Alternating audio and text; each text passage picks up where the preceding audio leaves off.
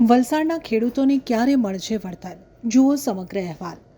વલસાડ જિલ્લામાં ગત વર્ષે ઓક્ટોબર મહિનામાં કમોસમી વરસાદને લઈને ભારે નુકસાન થયું હતું, જે અંગે વલસાડ જિલ્લા પંચાયતના ખેતીવાડી વિભાગ દ્વારા સમગ્ર જિલ્લામાં સર્વેની કામગીરી હાથ ધરવામાં આવી હતી, જેમાં સૌથી વધુ વલસાડ જિલ્લાના પારડી અને વાપી તાલુકાના ખેડૂતોને નુકસાન થયા હોવાનું પ્રથમ તબક્કે જાણવા મળ્યું હતું, જેને લઈને વલસાડ ખેતીવાડી વિભાગ દ્વારા રિપોર્ટ કરવામાં આવ્યો હતો, જેનો હજુ સુધી નિર્ણય મળ્યો નથી અને નિર્ણય થાય તો વહેલી તકે ખેડૂતોને લાભ મળી શકશે.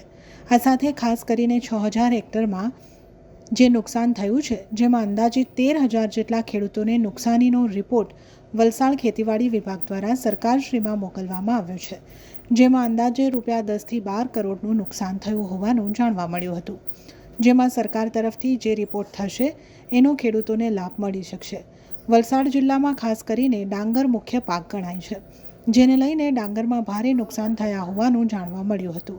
એની સાથે સાથે બાગાયત પાકને જે કપરાડા વાપી તરફ જે વાવાઝોડું આવ્યું હતું તેનો સરકારશ્રીમાં રિપોર્ટ અલગથી કરવામાં આવ્યો છે, જેનો નિર્ણય પણ સરકાર તરફથી કરવામાં આવશે અને વાપી તેમજ પાર્ટીના મોટેભાગે ખેડૂતોને આ સર્વેમાં આવરી લેવામાં આવ્યા છે, તેવી માહિતી વલસાડ જિલ્લા પંચાયતના ખેતીવાડી વિભાગના અધિકારી દ્વારા આપવામાં આવી હતી. કરીને જે ગત ઓક્ટોબરમાં વરસાદ થયો હતો એની નુકસાનીનો રિપોર્ટ આપણે સરકારશ્રીને રજૂ કરેલ છે, એની હજુ સુધી આપણને નિર્ણય મળ્યો નથી.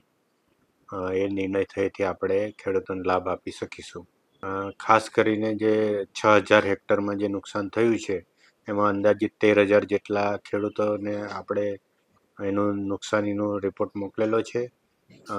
એનો 10 થી 12 કરોડનું આપણું જે નુકસાની છે અંદાજે મૂકેલો છે અને સરકાર તરફથી જે પણ નિર્ણય થશે એ ખેડૂતોને લાભ મળી શકશે. આપણે ત્યાં ડાંગર મુખ્ય પાક છે, એટલે ડાંગર પાકમાં જ આપણને નુકસાન થયું છે. એની સાથે સાથે બાગાયત પાકને જે વરસાદ અને વાવાઝોડું કપરાડા વાપી તરફ આવ્યું હતું એનો સરકારમાં રિપોર્ટ અલગથી કરવામાં આવેલ છે.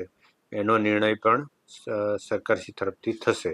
બાગાયત વિભાગ તરફથી આપણે રિપોર્ટ કરેલો છે અને એમાં વાપી અને પારડીના મેક્સિમમ ખેડૂતો કવર થયેલા છે.